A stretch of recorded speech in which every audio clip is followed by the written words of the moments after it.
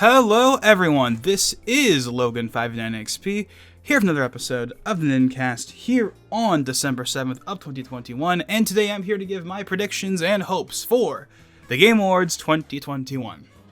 Now, before we get into the actual discussion itself, there is one elephant in the room we kind of have to bring up real quick.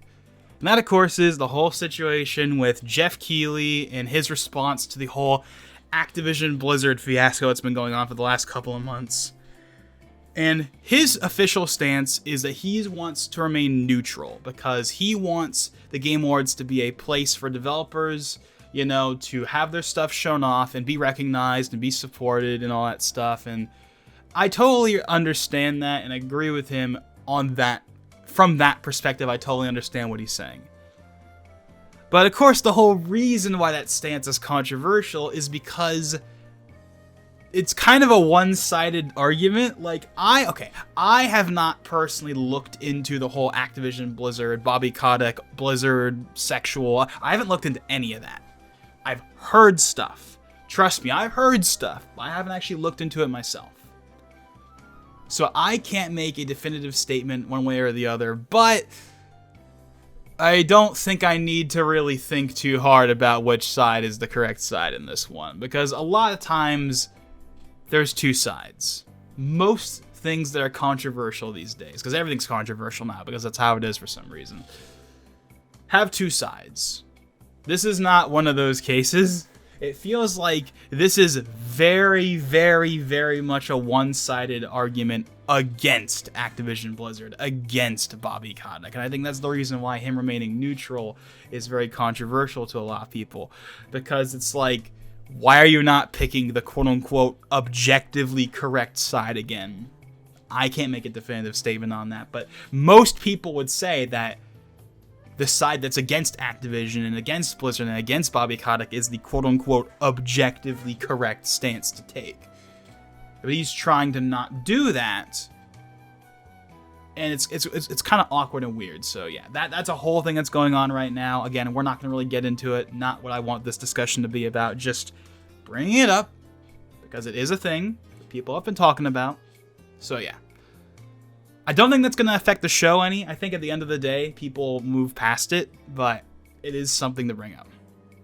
Now we've gotten that out of the way, let's get into the main discussion. Now, when it comes to the actual, awards themselves, which if we're being real here, for most people is kind of not as the big of a deal. I mean, sure, sometimes it's like, hey, look, the game I like won this award, that's cool. But most of the time, the awards show itself is just a side game to what people really care about, and that's the announcements, and we'll get to that in a bit. But I do want to talk about a couple of interesting things I did notice in regards to the actual awards show itself.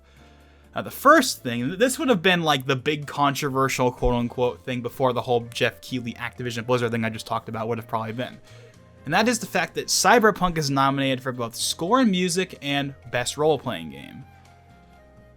Now, the only reason why I say that's controversial, even though it really isn't, it's not. If it was nominated for Game of the Year, I'd understand why that'd be controversial. But but score and music, and then role-playing game. I don't really see the big deal with that. I get it. Cyberpunk was a super controversial game, but what went down with that, the last gen versions being a complete and total train wreck, CD Projekt Red's response, them delaying the next gen version, them delaying updates, them delaying everything. I totally get it, but I don't know. I don't think that's that. I don't think those two categories are that big of a deal. Again, if it was Game of the Year, which honestly, in a way, I'm surprised it's not nominated for Game of the Year, because say what you will about Cyberpunk, but that game was way too big to not be nominated for Game of the Year. It's probably a good thing that it isn't, because people would complain about it, but I'm just saying. I'm surprised it's not there. I don't care that it's not there, but I'm surprised it's not there. Now, the next thing I noticed, and now we're getting into, less actually, there's one other controversial thing I noticed. Although this one's probably going to be more controversial than the Cyberpunk thing. Because the Cyberpunk thing is just kind of whatever. This one may be controversial to some people. So, for the last couple of years, the Game Awards have had a section for, like, best influencer or best content creator or whatever. And most of the time, they're people I've never heard of. But there was one person on that list this year that I very much recognized.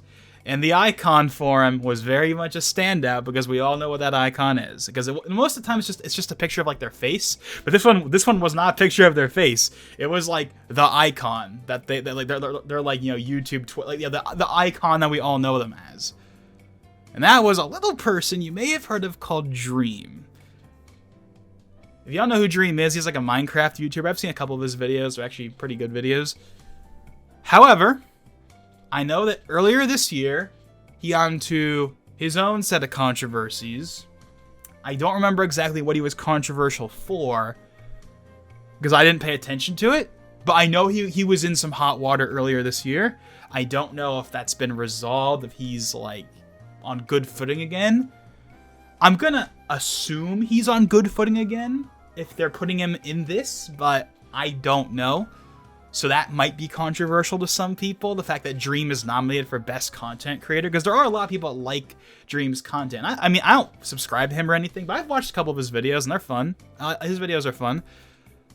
But I don't have anything to say in regards to all the controversy, because I don't remember what the controversy was. I'm just bringing it up because it's just kind of interesting that I noticed that he's being nominated for Best Content Creator, yet he was in hot water earlier this year. So, I don't know, just something to bring up. Okay, now let's move into the more positive aspects. Nickelodeon All-Stars is nominated for Best Fighting Game, which kind of surprises me because the game is fairly recent. It only came out, in October? And yet it's on there, so that's kind of neat, I guess. I know that Garfield was actually just announced today as the first DLC character, and I think it's going to be free, too. Oh, and by the way, if you're wondering why would they put Garfield in a Nickelodeon fighting game, because he's not a Nickelodeon character, right? Well, actually, now he is. Similar to the Teenage Mutant Ninja Turtles, like back in like 2009, 2012, when they were bought out by Viacom.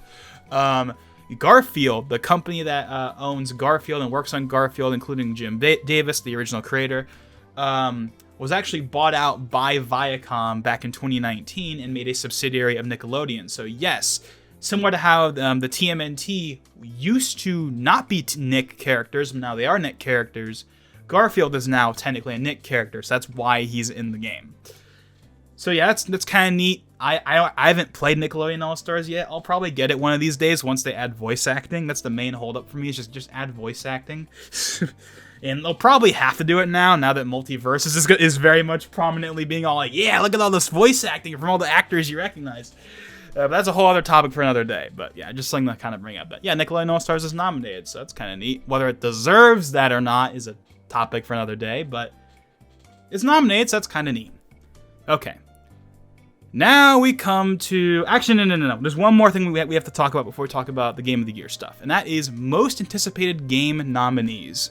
So, there's a couple in here, but the most notable ones are God of War Ragnarok, Horizon Forbidden West, Elden Ring, and of course, Breath of the Wild 2, or as the Game Awards calls it, because Nintendo still calls it this, the sequel to The Legend of Zelda Breath of the Wild, even though no one calls it that. Everyone just calls it Breath of the Wild 2. Even Bill Trinan said you could call it Breath of the Wild 2. Yeah, I remember when like E3 happened and he was like, oh yeah, if you want to call it Breath of the Wild 2, go for it.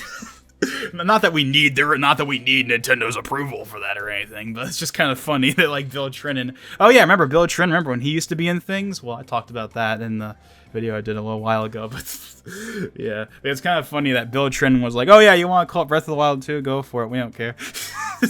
Yeah, the sequel to The Legend of Zelda Breath of the Wild. Yeah. So those are the most anticipated game nominees. Now, obviously, I want Breath of the Wild 2 to get that category. I mean, this isn't like a real category that matters at all. It's just like a fan poll type thing, pretty much. This isn't like a real award type thing. Like you know, best fighting game, best content creator, best role-playing game. Yeah, those are all real awards. Most anticipated game nominees is like not even like real. It's just an extra category, really. It doesn't really matter. But obviously, I'd want to see Breath of the Wild 2 win that, and there's a good chance it will. But I would also not be surprised if Horizon... Actually, any of these could win. I think all of these, God of War, Horizon, Elden Ring, all of these have a very solid chance at winning. Now, of course, Elden Ring is very much tied to Jeff Keighley. He was the first person to show off Elden Ring after years at the Summer Games Fest earlier this year. Not that that means anything for this award or anything. I'm not going to go all conspiratorial here or anything, but it's just kind of interesting. But it's definitely a big one. Elden Ring is definitely a big one right there. A lot of people are looking forward to that because obviously From Software, everything. And then, God of War, Horizon, 2 big Sony titles coming out next year. And then obviously Breath of the Wild 2, big Nintendo, the big Nintendo title right now, also coming out next year. Next year's going to be a banger for gaming, and especially for Nintendo. Like, Nintendo's putting out a lot of big games next year. Splatoon 3, Breath of the Wild 2, Bayonetta 3. There's a couple others in there I'm missing. Those are the main ones off the top of my head. They're going to be doing a lot. Oh yeah, Legends Arceus is coming out at the beginning of the year. There's going to be a lot of, 2022 for Nintendo is going to be 2017 all over again. It's going to be a banger year. Let's just hope that Nintendo doesn't screw it up by doing something controversial, because they love to do that nowadays, unfortunately, and mess up any goodwill that they have by doing some stupid stuff. But that's a topic for another day right there. But yeah, so yeah, I like to see Breath of the Wild 2 win, of course, but I could totally see God of War, Horizon, or Elden Ring winning those ones as well, and I'd be totally fine with that, because at the end of the day, it's like, who cares? It really doesn't matter, and even for the game of the year, it's kind of like not that big a deal anyway, but like obviously it's like, Breath of the Wild 2, I like to see that win, but if it doesn't, whatever. Now we've come to the big one, Game of the Year nominees. So, the Game of the Year nominees this year are Deathloop from Bethesda and Arcane, It Takes Two from, I believe, Hazelight is their name, and it's published by EA, but it's a indie game, basically. Metroid Dread, of course, from Mercury Steam and Nintendo. Psychonauts 2 from Double Fine and Microsoft. Ratchet & Clank Rift Apart from, of course, the fine folks over at Insomniac Games, who, in my opinion, are basically the new Naughty Dog in terms of, best Sony studio. They're pretty much the new Naughty Dog, in my opinion. In terms of being the top tier studio. I mean, they're just putting out banger after banger after banger. Spider-Man, Wolverine's coming, Ratchet and Clank, all that stuff. Also, Sunset Overdrive is a good game. But anyways. Then, of course, we have Resident Evil Village from, of course, Capcom. To the surprise of probably no one, Metroid Dread is the one I'd like to see win. But the reason why I want to see Metroid win is not because of any personal attachment I have to the game, because I haven't played it yet. I'm going to play it eventually. I know everyone's talked about how great it is. I'm going to play it one of these days. I will, promise. I'll probably even stream it too whenever that happens. But the reason why I want to see Metroid win is because I think it's just kind of to perpetuate that Metroid is here to stay. Because Metroid is supposed to, at least in theory, Metroid is supposed to be one of their big franchises. I mean, yeah, it's not a Mario or a Zelda, but if Mario, here, I consider Mario, Zelda, Pokemon, and Smash to be their S tiers, their big sellers, those are the big ones. Then in A or B, we have, your Metroids and stuff like that. And I think, then we have, Metroid, Star Fox, Pikmin, Kirby. Those are your A, Bs, and Cs, depending on how you want to rank them. So it's not, but Metroid is supposed to be one of their A's. It's supposed to be not, obviously, it's not going to sell 10 million copies or anything like a Mario or a Zelda, but it's supposed to be one of their big ones, one of the ones that generates the most hype, and it has. We all saw what happened when they revealed Prime 4 in 2017. We all saw what happened when they revealed Dread, when Arlo legit just died on stream. Arlo's reaction to both Prime 4 and Dread is amazing. He just lost his mind when Dread was announced. It was amazing. Best Metroid Dread reaction, by the way. Although that's probably not saying much, because I think everyone will agree with that. But yeah, Metroid is supposed to be one of their big franchises that a lot of people really like, but it's been, in the background for so long, But now, with Prime 4 on the way, and with Metroid Dread out, not only succeeding critically, everyone loves that game, but also doing well financially, I think getting that Game of the Year stamp on it is just would just be a cherry on the sundae right there. Or would be the cherry on top, so as well I should have said. That sounds more natural. The cherry on the sundae, what am I talking about? It's not title. Well, whatever, I'm getting off track here. Point is, Metroid Dread, Game of the Year is who I'd personally want, just because I think it'd be cool to like see Metroid, be solidified as Metroid is here. It is here to stay. It's not going away like Star Fox did after Zero. It is here to stay. It is successful. It's popular. And it's gonna be a staple Nintendo franchise from here on out, because the more Nintendo franchises we have going, the better it is for everyone. So we're not in as big of droughts, when we have the classic Nintendo droughts. The more games we have, the better. And it would be a real shame to see Metroid go into hibernation. I mean, it wouldn't go into hibernation until Prime 4 came out, assuming Prime 4 bombs somehow, even though it's not. But yeah, Metroid Dread, that's who I'd want to see win. But if it doesn't win, oh well. Ratchet Clank, and I'm actually a little surprised that Psychonauts is on there. That's kind of neat, but still. It Takes Two, that doesn't surprise me because there's always an indie game. We've had a Celeste and a Hades on here before for Game of the Year nominees, so having the Resident indie game makes sense. But yeah, if it wasn't Metroid Dread, I'm gonna say Ratchet and Clank is who I'd want to win. But it doesn't matter. It Takes Two could win. Deathloop could win. I wouldn't lose my mind. It's not that big a deal. It's just a fun little whatever. So now let's get into the moment you've all been waiting for. Oh, dang, I didn't even do that right. It's time for the moment you've been waiting for. There we go. Anyways, now let's get to the main topic, and that, of course, is the announcements.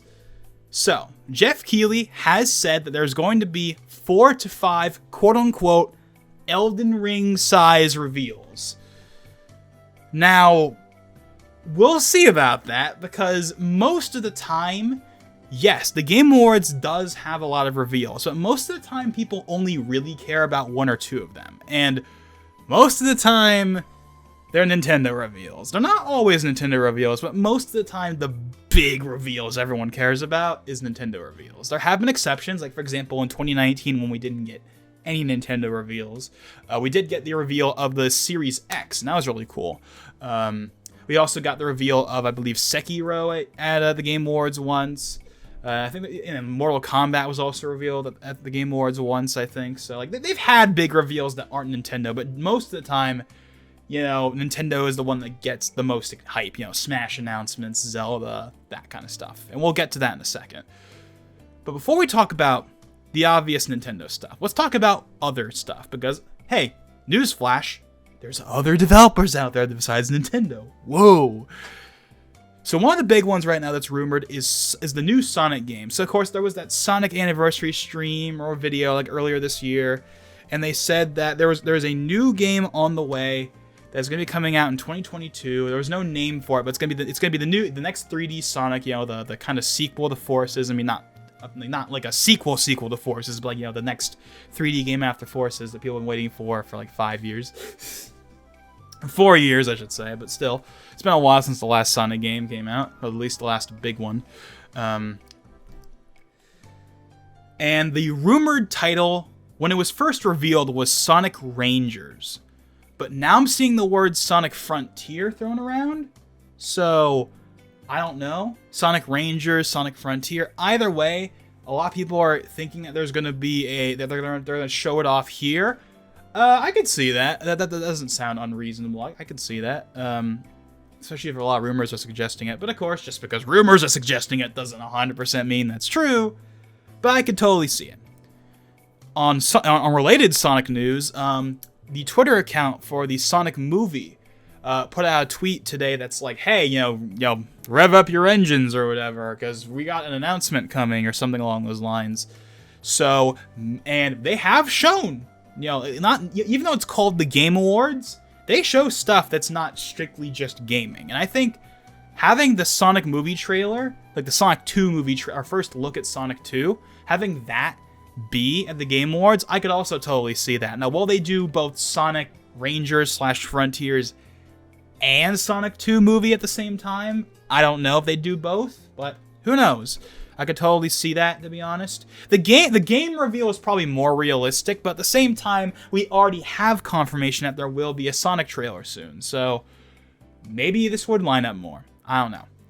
Now, one thing that is confirmed, actually, I believe this is officially confirmed. I haven't looked this up myself, but from what I've heard, it's actually officially confirmed. But the long in development, announced like 7-8 years ago, Halo TV show that was supposed to be on Showtime and has now moved to Paramount Plus, that's coming out next year. Yeah, there's actually a release date for it next year, finally. We actually saw a little bit of footage of it. Well, footage, quote unquote. I think like, well, what was the last like Xbox presentation? Like, not the Bethesda Xbox, like not their E3 quote unquote thing from a couple months ago, but like there was like the Xbox 20th anniversary stream they did like a little while ago. I believe they had a teaser for the Halo show in there. And I believe, and again, I haven't looked this up myself, but I've heard that it's actually officially confirmed that we're going to be getting our first look at the show, like our first proper like trailer for it at the Game Awards. So that's pretty cool, and that will probably also line up really well with Halo Infinite, of course, getting its full release, with the campaign and everything, which will be happening tomorrow, actually. So it'll be a one day apart, but still the synergy will kind of line up. So yeah. I wouldn't be surprised if we end up getting, we'll probably get like cosmetics or like some kind of crossover in Halo Infinite at some point that involves the TV show for that synergy, but we'll see. But yeah, the Halo TV show that has been in development for like years and years and years and years and years is finally going to get a proper showcase at the Game Awards, confirmed. As far as I heard anyway. It's actually officially confirmed. So yeah. And then last but not least, this isn't a big one, just kind of one thing I wanted to throw in here, because I did hear about this a little while ago, but apparently the Bioshock reboot / sequel, or whatever the heck is going on with that, might be shown off here as well. And I'm sure there's other stuff I'm missing here, other rumors, other speculation I'm missing, but those are the main non-Nintendo ones I've thought of, was the new Sonic game, the Sonic 2 movie trailer, the Halo TV show, and then like the Bioshock stuff. Those are the main non-Nintendo ones I can think of off the top of my head. If there's anything I missed, feel free to let me know down below. But now let's move on to the Nintendo stuff. So, it's kind of funny, because for the last couple of years, the possible Nintendo stuff has been the same three things, pretty much. And that, of course, is Bayonetta 3, Metroid Prime 4, and Breath of the Wild 2. Now, of course, in the last couple of years, you could have also thrown Smash in there, but of course, Smash is now officially done. Actually, speaking of Smash, today is actually, if you couldn't tell by the beginning of the video, it's December 7th, so yay, Smash Ultimate's 3rd anniversary, woohoo! But yeah, obviously, no more Smash, so that's not going to be here. Bayonetta 3, they could show it off, because we know it's coming out next year, and they did finally show it off after 4 years at the Nintendo Direct a couple months ago, But that's kind of the thing that makes me think they're not going to show it, because, hey, they already showed it a couple of months ago, so they're probably not going to be wanting to jump right into it again. Maybe I'll be wrong, but I actually don't think Bayonetta is going to be here. It'd be cool if it was. I don't think it's going to. Prime 4. Now, I think we should see it here. And I say should because coming off of, again, the big success that was Dread, this would be the best time to show, Prime 4. Dread, came out in October, as I said before, did very well. I believe it's the best selling Metroid game to date so far. It's critically acclaimed. Everyone loves it. Now would be the time to capitalize on that and at least give us a tease that's not just like the logo, like an actual like gameplay or something tease for Prime 4. Now, are they going to actually do it? I don't think so. Even though I think they should show it now, because they should absolutely capitalize on the success of Dread and show it now, I don't think they're going to. I think they are going to save it for E3. I think that it will be saved as the one last thing for E3 2022.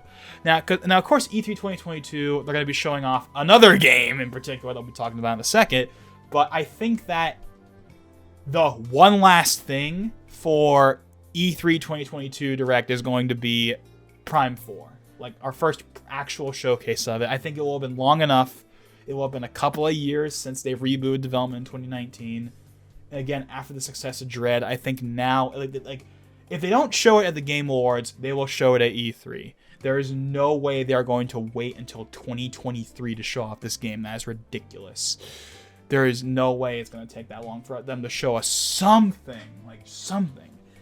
So, yeah. I think it should be at the Game Awards, but I think they're going to wait till E3. I think it's going to be the one last thing for E3.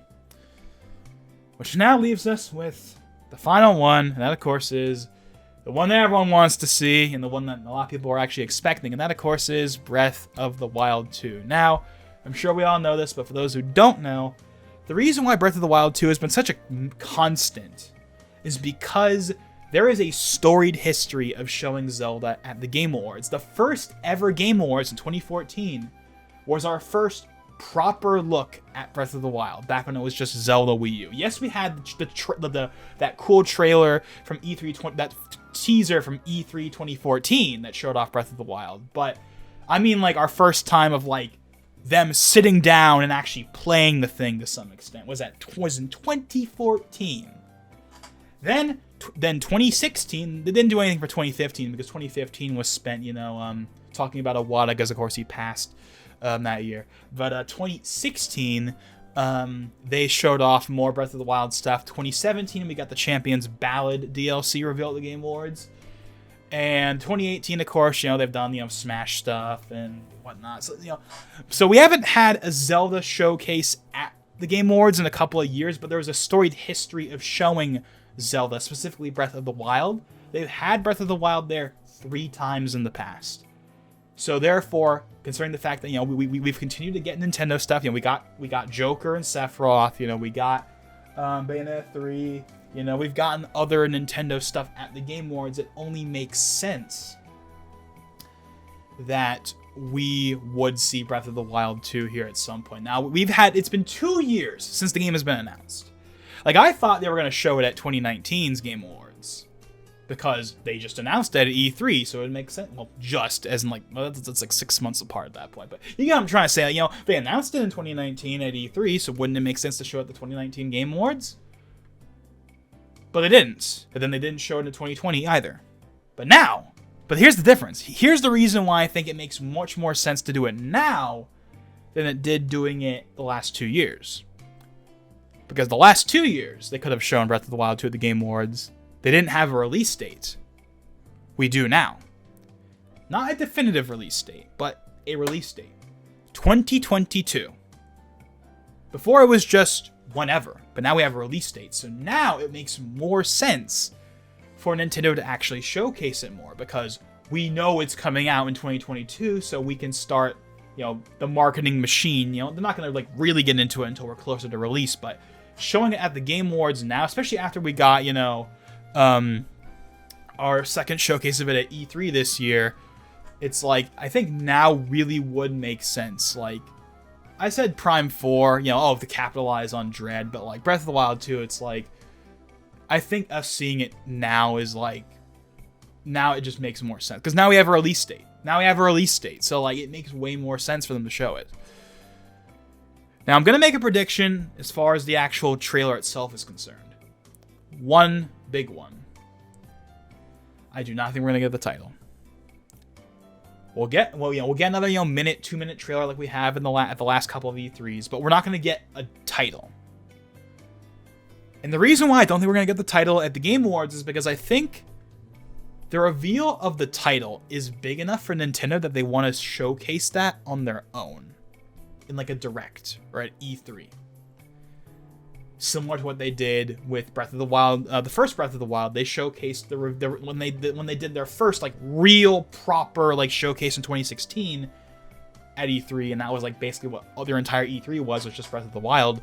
That's when they revealed the title. Before that, it was just Zelda Wii U for the last couple of years. It was at E3 on their own terms, on their own event.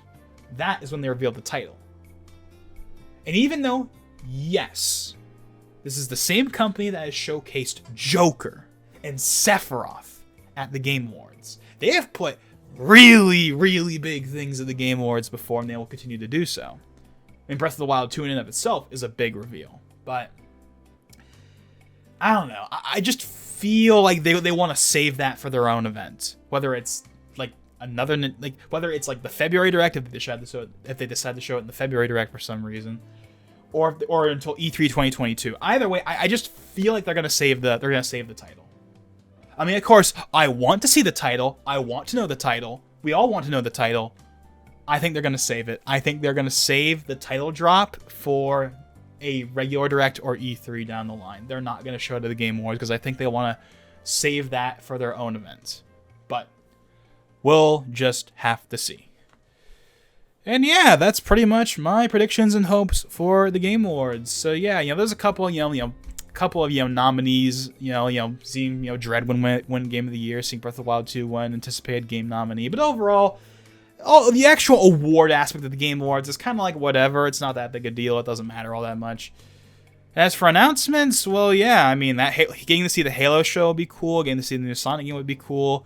And obviously, Prime for Breath of the Wild 2 would be awesome. But we'll, of course, just have to wait and see what happens in 2 days on December 9th. And, of course, as usual, you can expect I'm going to be streaming that over on Twitch. And if there's any big reveals, a la, Breath of the Wild 2, whatever, you can expect to see me upload a highlight of whatever reactions I have for those things over here on the secondary channel. And with that being said, this is Logan59XP, and I'll see you guys next time.